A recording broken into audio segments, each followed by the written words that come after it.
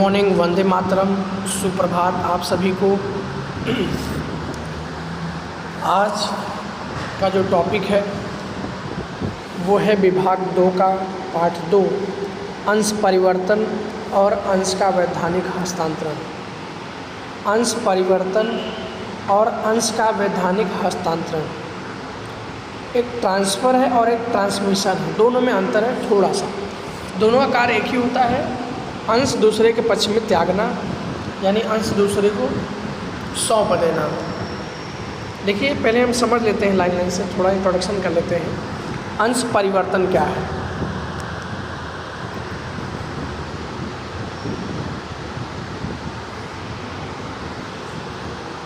जब कोई व्यक्ति अंशधारक, जो अंश खरीदा होता है, जब कोई अंशधारक अपने अंश को अपनी इच्छा अनुसार, यानी अपनी इच्छा से अपने अंश दूसरे को बेचे या दूसरे को गिफ्ट दे दे, या अपनी मालिकी का परिवर्तन करे, यानी अपनी मालिकी भी दूसरे को दे दे। मालिकी देना मतलब अंश देना ही होता है। यानी जब कोई अंशधारक अपने अंश दूसरों के पक्ष में त्याग करे, यानी अपने अंश दूसरे को बेच दे, तो उसे अंश परिवर्तन कहते हैं। अंश परिवर्तन करने के लिए प्रक्रिया की जाती है। ऐसा नहीं है कि मैंने अंश खरीदे हैं और मेरा मन किया तो मैं दूसरे को दे दिया अपनी इच्छा से। इसके लिए आपको प्रक्रिया करना ज़रूरी है। हम इस प्रक्रिया करके ही अंश दे सकते हैं। और अंश का वैधानिक हस्तांतरण क्या है कि जब अंश की मालिकी आपो आप, मतलब अपने आप,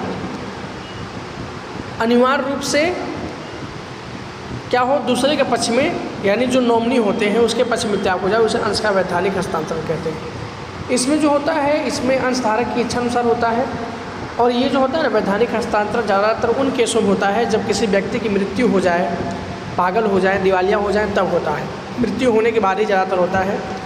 जैसे मान लीजिए LIC, अभी LIC की मालिक यदि मैं हूँ और मेरी मृत्यु के बाद मैंने जिसको नॉमिनी बनाया है, तो वो उसके क्या हो जाएंगे, मालिक बन जाएंगे। घर में भी ठीक ऐसे ही होता है। घर के मालिक पिताजी होते हैं, तो जो नॉमिनी बनाए होते हैं तो वो घर उनका हो जाता है।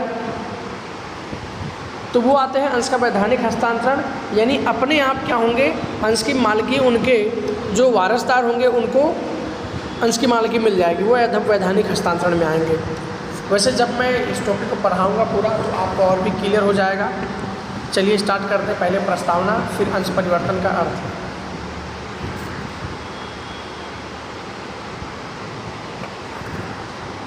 प्रस्तावना। व्यक्तिगत व्यापारी पीढ़ी की मर्यादाओं के कारण साझेदारी पीढ़ी का प्रारंभ हुआ और साझेदारी पीढ़ी की मर्यादाओं ने कंपनी को जन्म दिया। पहले व्यक्तिगत व्यापारी पीढ़ी हुआ करती थी, मतलब कोई एक व्यक्ति कंपनी का मालिक होता था और कंपनी शुरू कर दी जाती थी। फिर व्यक्तिगत व्यापारी पीढ़ी की मर्यादाओं ने किसको जन्म दिया, साझेदारी पीढ़ी को, मतलब पार्टनरशिप का जन्म हुआ।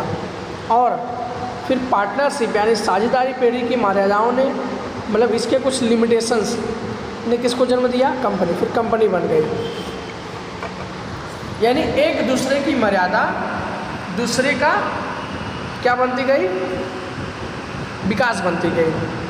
जैसे व्यक्तिगत व्यापारी पीढ़ी थी तो इसकी मर्यादा के कारण क्या आ गया, साझेदारी पीढ़ी आ गया। साझेदारी पीढ़ी की मर्यादा के कारण क्या आ गया, कंपनी आ गया। साझेदारी पीढ़ी में से साझेदार हटने पर, साझेदारी पीढ़ी में साझेदार हटने पर, यानी उसे मुक्त करने की लंबी विधि करनी पड़ती थी। यानी जब जो पार्टनरशिप होते थे, 2 या 3 व्यक्ति जितने भी हों, तो पार्टनरशिप में से जब एक साझेदार हटता था तो जो उसकी विधि थी वो लंबी विधि थी, मतलब वो लंबी विधि करनी पड़ती थी। परंतु आज ऐसा है, ऐसी विधि कंपनी में नहीं करनी पड़ती है। कंपनी के अंदर लंबी विधि करनी नहीं पड़ती है। क्यों नहीं करनी पड़ती, दिया है। सार्वजनिक कंपनी के अंश जिस व्यक्ति ने धारण किए हों, वह व्यक्ति यदि अंश बेच दे तो उस कंपनी के धारण किए अंशों की मालिकी समाप्त हो जाती है। सार्वजनिक कंपनी यानी पब्लिक कंपनी। और मैंने आपको बताया था कि सार्वजनिक कंपनी जो होती है वो क्या करती हैं, अंश प्रकाशित करती हैं। निजी कंपनियों के ऊपर नियंत्रण रखा गया है। तो सार्वजनिक कंपनी के अंश मान लो जिस व्यक्ति ने धारण किए हो, मतलब जिस व्यक्ति ने लिए हों अंश, जिस व्यक्ति ने लिए हों, जो व्यक्ति अंश लिया हो, वह व्यक्ति यदि अंश बेच दे तो कंपनी के धारण किए अंशों की मालिकी समाप्त हो जाएगी। सपोज दैट मान लीजिए ये हैं अमन और ये हैं चंदू। अभी मान लीजिए अमन ने सार्वजनिक कंपनी का अंश लिया है, अमन ने सार्वजनिक कंपनी का अंश लिया हुआ है, ये धारण किया हुआ है, और ये यदि इसको बेच दे, चंदू को यदि अंश बेच दे तो अमन की जो मालिकी है वो ख़त्म हो जाएगी। अब मालिकी किसकी हो जाएगी? चंदू की। तो यहाँ इतनी लंबी विधि नहीं करनी पड़ती, आप अपने अंश बेच दो, आपका मालिकाना कंपनी के अंदर से ख़त्म हो जाएगा और दूसरा कोई मालिक हो जाएगा। तो ऐसा नहीं कि आप बेच दिए तो उसके लिए कोई विधि नहीं करनी पड़ती है। आपको अपने अंश बेचने के लिए विधि करनी पड़ेगी। वो विधि क्या है अभी नीचे पॉइंट होगा, अंश परिवर्तन की विधि हम पढ़ेंगे।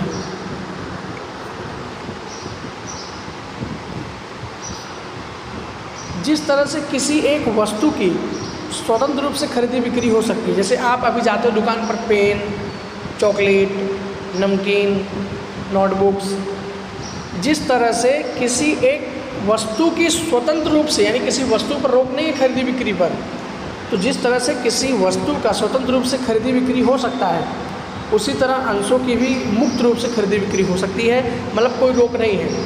आप चाहो तो किसी कंपनी के शेयर खरीद सकते हो और फिर उस कंपनी के शेयर को बेचकर अपनी मालिकी हक समाप्त भी कर सकते हो।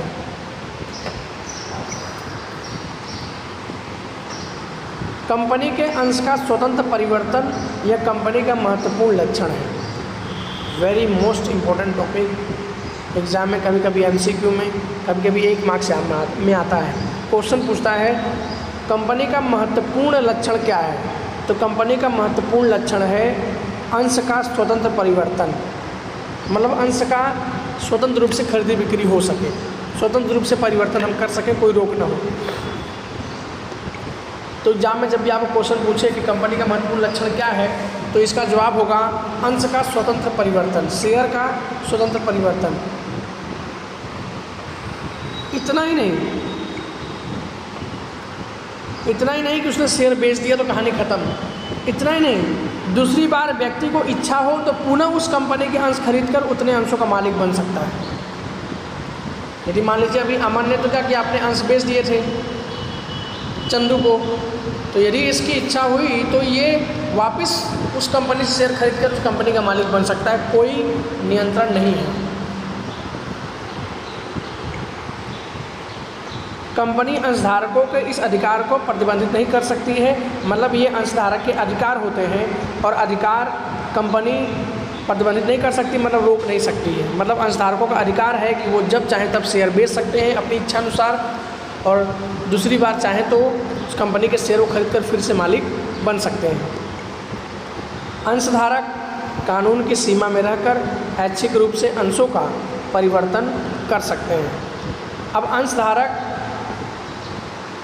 अपने जब चाहें तो वो अपने अंश दूसरे व्यक्ति को बेच सकते हैं, परिवर्तन कर सकते हैं, लेकिन कानून की सीमा में रहकर, मतलब कानून के नियमों का पालन करके। इस पाठ में अंशों के ऐच्छिक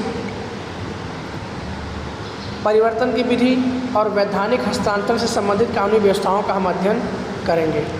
तो पहला है अंश परिवर्तन का अर्थ।